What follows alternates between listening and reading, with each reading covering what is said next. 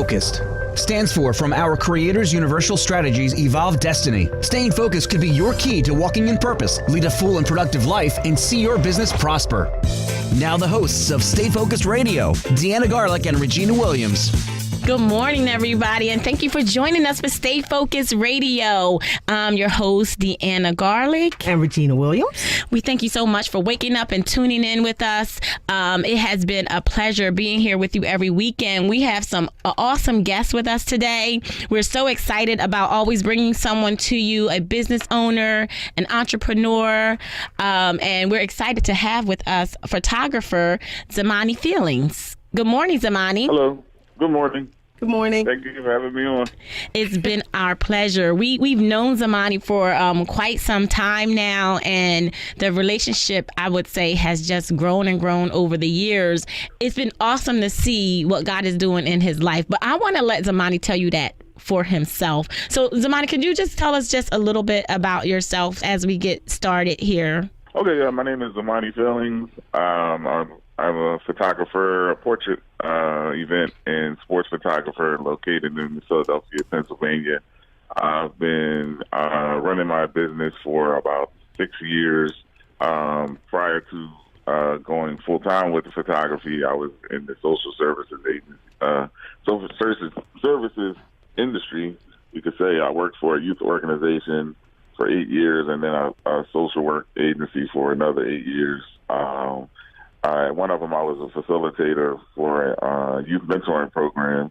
It was a teenage pregnancy prevention program for boys with an organization called Concerned Black Men. And the second agency was a social work agency, and I worked as a home visitor there and an administrative assistant. So, Zamani, just going from the industry of social services and then becoming a independent photographer, how does one make that jump? We can't probably see the correlation, but maybe you can enlighten us. I don't know how related the two are. But I really, I got into photography just as a hobby. Okay. And those other jobs were things that I was doing just to basically pay my bills. And I love both the jobs I had. I got into photography just to give me something like a creative outlet and something to do for fun. I actually got the camera because I was interested in doing documentary film. I had no interest in photography at all. Wow. I was actually going to buy a video camera. The only reason I ended up buying a DSLR, which is the digital camera, now is because I saw a video and the background was blurry and it looked more filmic. And I wanted to get that look, and I asked around, and they told me they're using the DSLR for that. And I said, well, isn't that a camera? They said, yeah, well, the cameras do video, but you're able to manipulate the backgrounds by changing lenses and give it more of a filmic look. So I ended up buying a DSLR only because I wanted to have like a movie look to my video. But after taking a photography class to learn lighting and composition and everything for video, I ended up developing an interest in pictures. To some extent, I wanted to kind of have I wanted to do video or pictures that had a cinematic look about them, like I had snatched a picture from a movie frame or something like that. So I was only interested in just doing it as a hobby and something for fun, and I was just taking photographs and posting them on Facebook, and I had no interest in starting a business or having anybody even pay me or I just wanted to go out and take pictures of whatever, caught my eye and share them with people. And it was just a fun hobby that I was doing, on the side, after work and on the weekends from my regular day job. And it kind of just morphed into an actual business. Wow. I know. And so how did you go from, leaving the social services aspect of it? Because we all have hobbies. We have our magazine, we have the radio show, and we have our other life that we call. But was there something that happened that made it possible for you to take it full time? Like some event that happened? I guess, I never really felt like a business owner. I never even thought of myself as ever owning a business. I just felt like people enjoy my art. I always thought of myself more as a creative person and an artist. and more of a practical one. But I just feel like people are just paying me for something that I do that they appreciate. But I was working, so it wasn't like as romantic or as brave as most people think it is, where they just feel like I just Okay. like dropped my job and I was like, I'm going to do this full time, and you know what I mean, I believe in this and that kind of thing. It was more, it just kind of happened naturally, and I was just really fortunate that it happened that way. It was really organically. I started to take pictures, and people started to kind of to follow me on Facebook, and you know, they were liking what I was doing, and again, it was still just a hobby.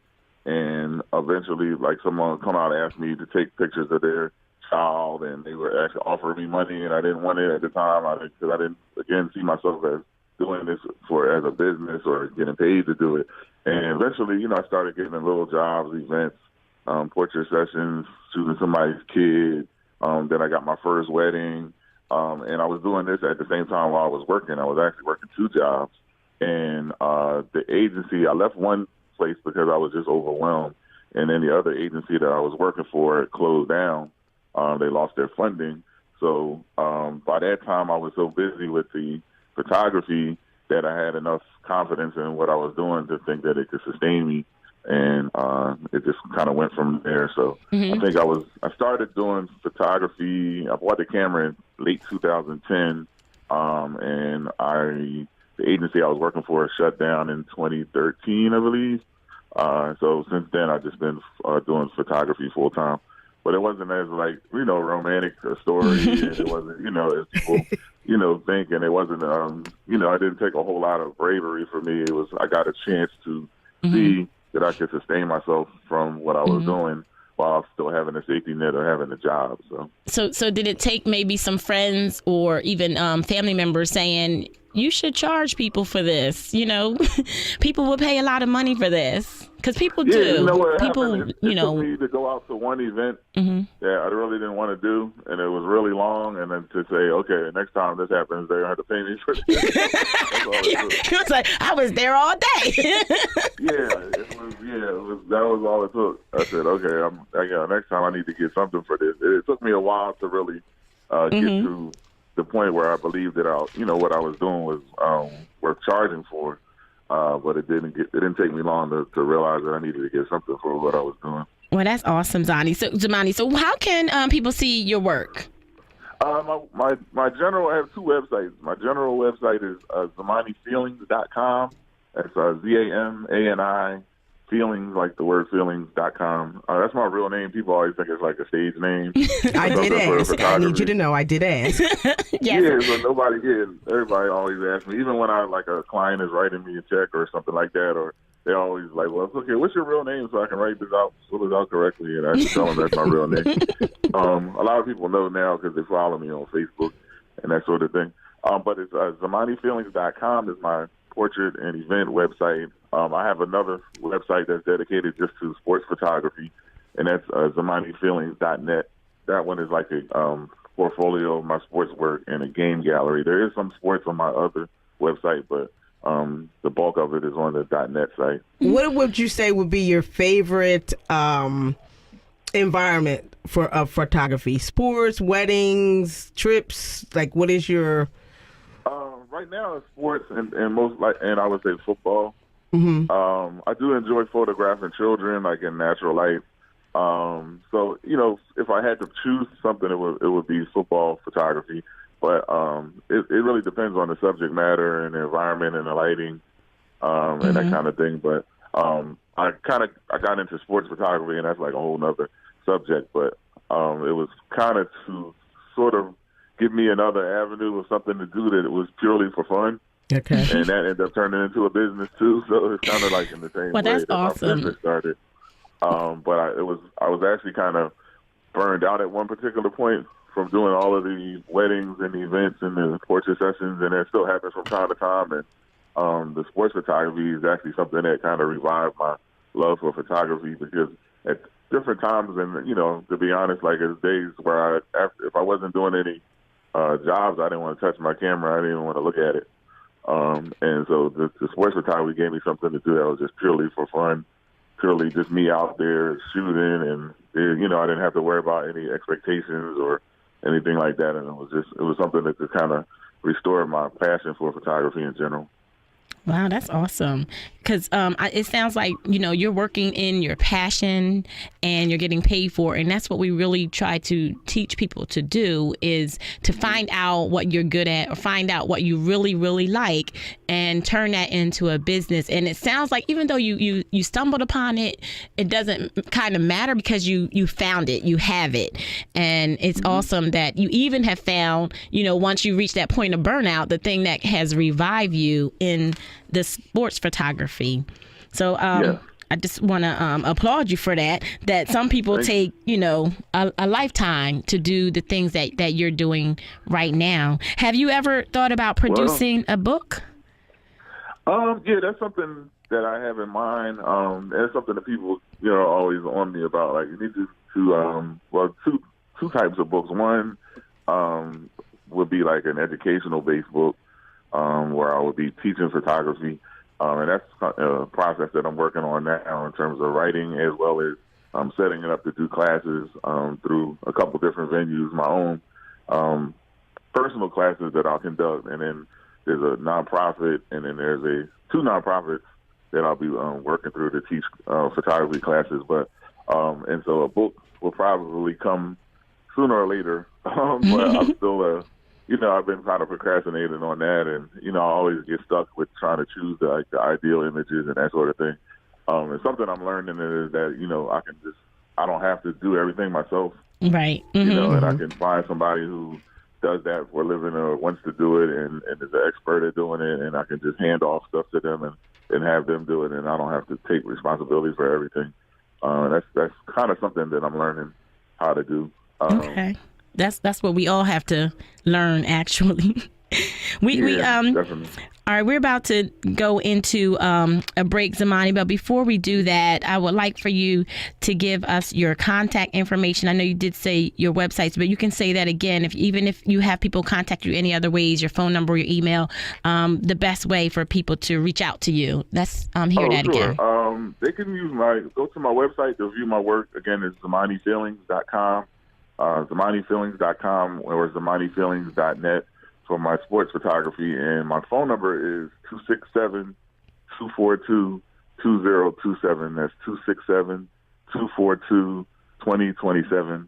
And if they would like to email me, my email is zam919@me.com. That's zam919@me.com. Awesome. And when we come back from our break, maybe you can give us a little bit. I want to talk to you. I know that you've been able to photograph the president. Like, you've been in some really interesting and fascinating situations with your photography. So I want to just, give our listeners a little bit of that information as well. And hopefully they can go to your website and check out some of those wonderful pictures like I did.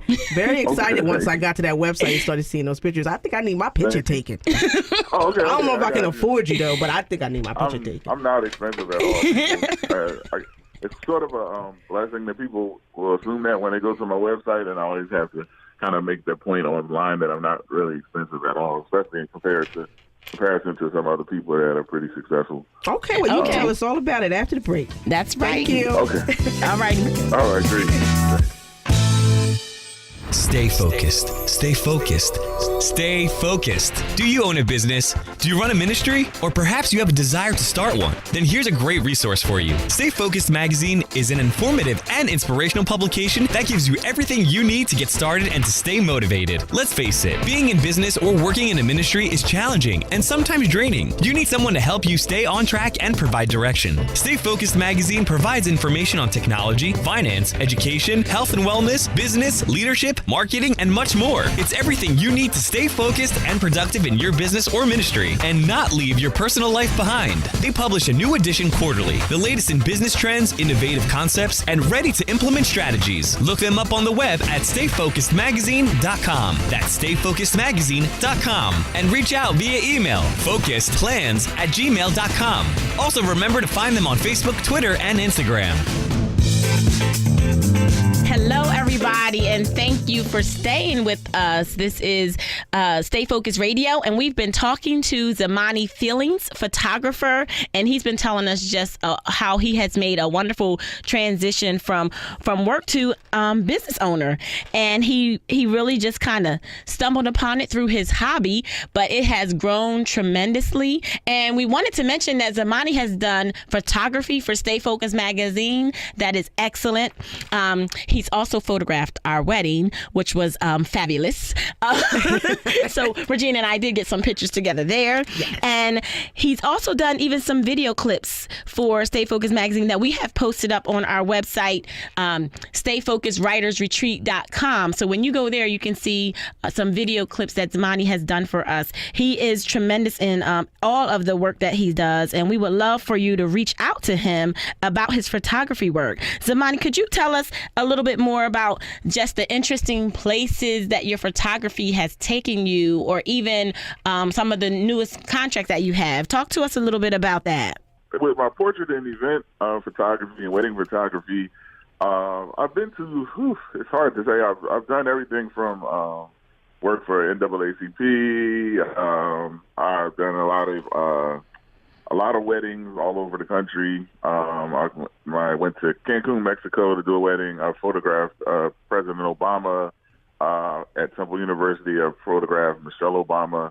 I photographed Vice President at the time, Biden, in D.C. I've done a lot of work for Esperanza College. I've done a lot of sorority work. I've done pretty much everything. I've pretty much covered almost everything that you could think of in terms of photographing events and people in general. So did any of that maybe surprise you that you're like, wow, they want me? Or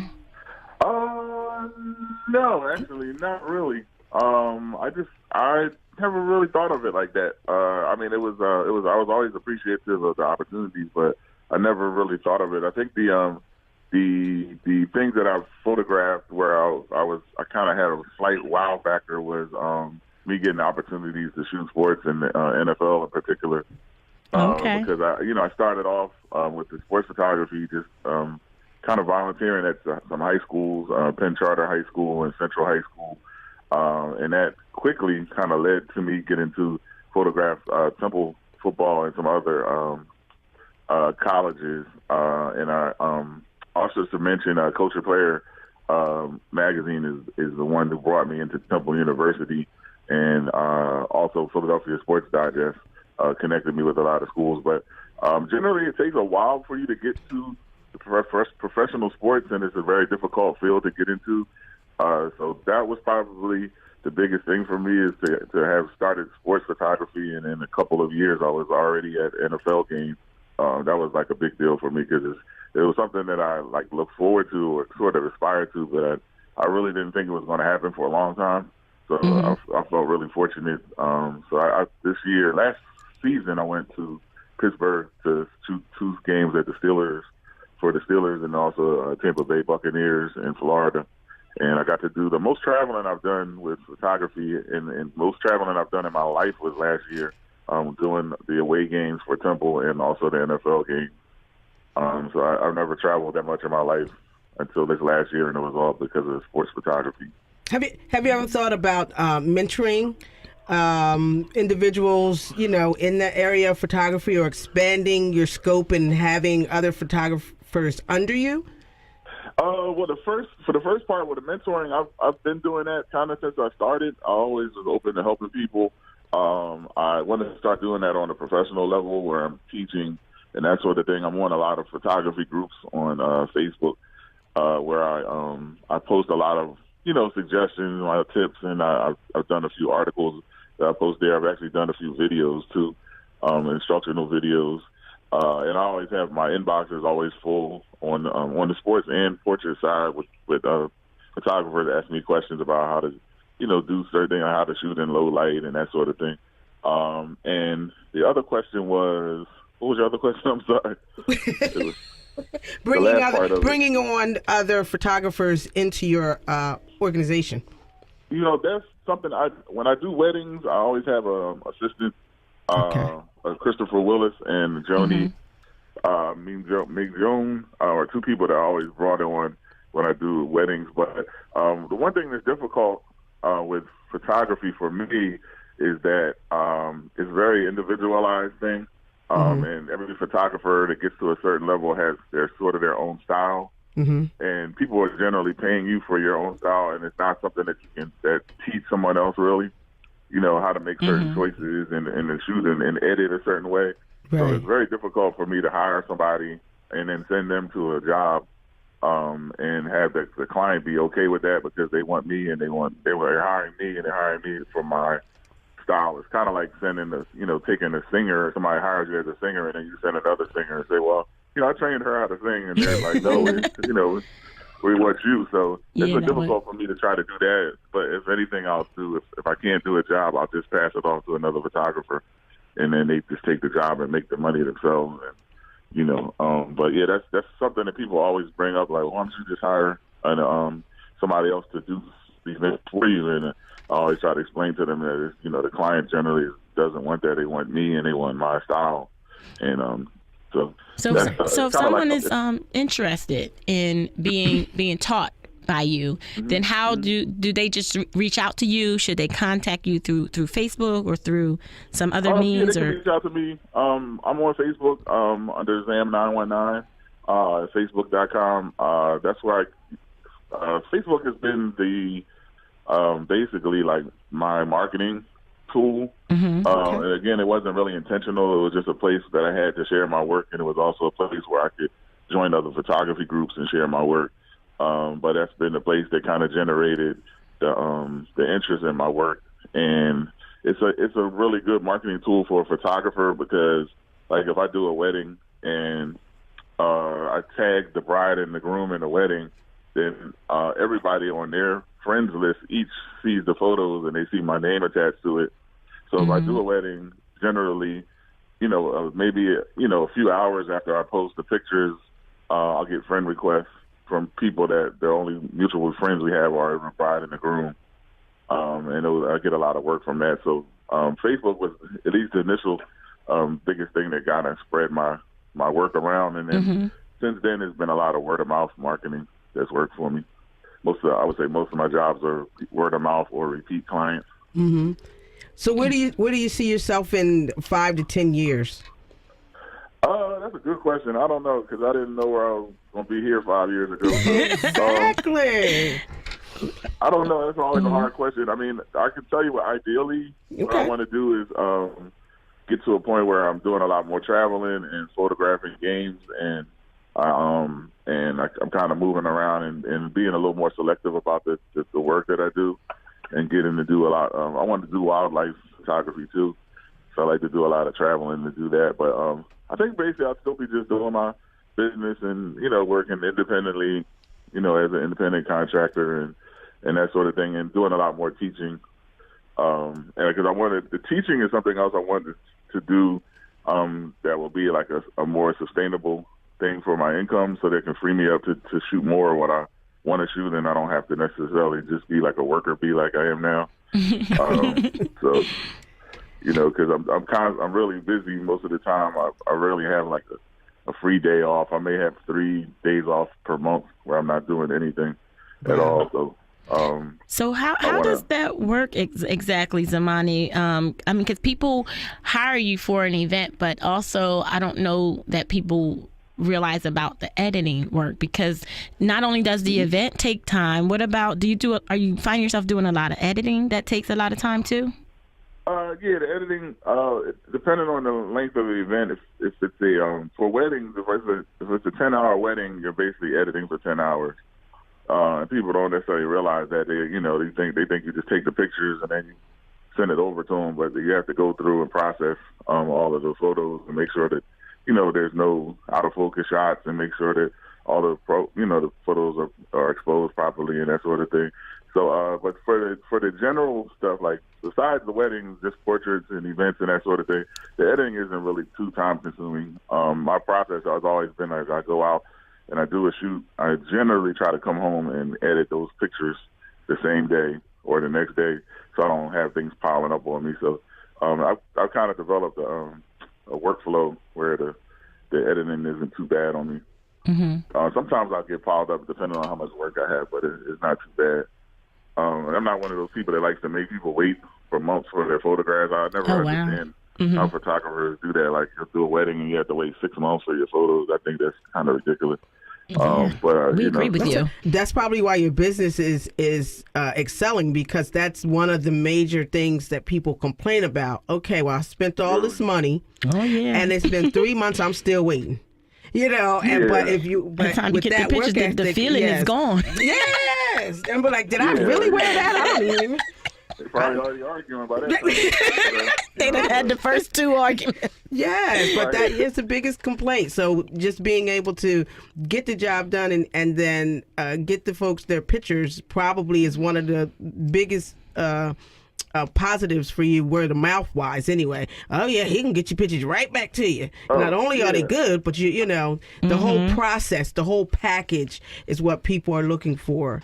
So it sounds like I understand too. Like, some people, some photographers will probably have full-time jobs, and they have families and a whole lot of other responsibilities that I don't have. So I have more time to, I can stay up till 3 o'clock or 4 o'clock in the morning every day, working on stuff. But I think it's still kind of unfortunate that people have to wait that long, because, like I said, it doesn't take more than a day to edit pictures. I don't care how intensive it is. You can do everything in one day. All right, listeners, you heard that, right? So that's right. Nobody should be making you wait a year to get photos, and some people won't see any photos. Like, that's strange to me. But when I do a wedding, I immediately come home and I edit at least like 30 pictures, and I'll post them so the bride and groom have something. Right. That's what I really liked about our wedding. We had some pictures right away, and people were like, wow. So I did want to just emphasize again that Zamani is very affordable. He said it himself, and you get surprised when you talk to Zamani and then you go talk to another photographer, like, I do want to emphasize, if you are interested, if you're in the market to look for a photographer, please reach out to him to either one of his websites, ZamaniFeelings.com or ZamaniFeelings.net. And we are just grateful to have you as our guest, Zamani. It's been a pleasure talking to you and hearing your story. Yeah, we're going to have to bring him in the studio with us, because there's a whole lot of other things that I think our listeners would be interested to know. So would you think he'll come in? Yeah, I'd love to do that. Awesome. Okay. Yeah. As long as I have to be on camera, I'm good. No. You do fine on camera. You do fine. So also we look forward to, we'll be publishing an article very soon from Zamani, so we want you to look for that in Stay Focused magazine, as well as more of his photography work. And please visit his website and reach out to him via his Facebook page and phone number and email address. Can you please give that to us one more time, Zamani? Sure. On Facebook, you can find me just by Googling Zamani Feelings, or you can go to facebook.com/Zam919. That's facebook.com/Zam919. My main portrait event and wedding website is ZamaniFeelings.com. My sports gallery and website is ZamaniFeelings.net. And my telephone number is 267-242-2027. Thank you so much. And we just want to remind everybody, stay focused.